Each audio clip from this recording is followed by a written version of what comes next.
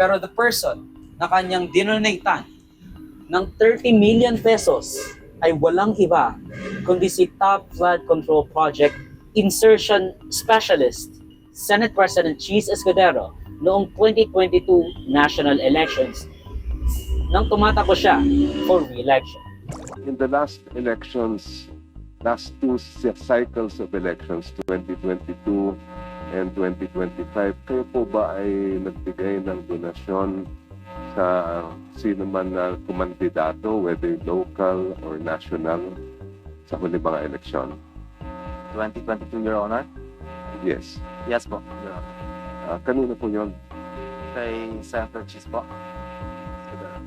Senator Cheese Escudero. Yes po. Aside from Senator Escudero, may I know if there have been other candidates for either national or local positions that you gave donations to? Wala na po, Your Honor. And more or less, magkano po daw ang inyong na-donate sa kampanya ni Senator Cheese? 30 million po, Your Honor. 30 million pesos. Yes, this was during the time that you already had government projects. That's right. Ano po? Sorry, Your Honor. Noong panahon na yun ay kayo ay meron ng mga proyekto o kontrata sa gobyerno. Yes po, since 2009 po.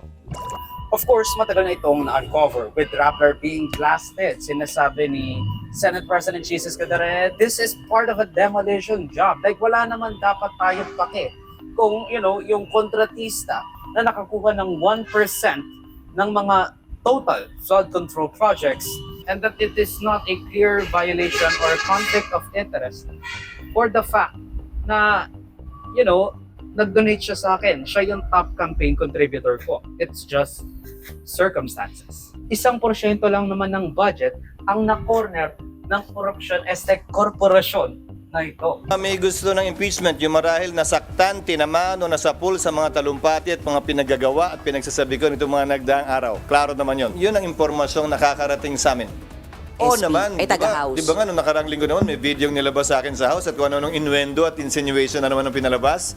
As if naman may maling ginagawa. Hindi naman ako nagnakaw doon. Kung yun man, pumasok lang ako.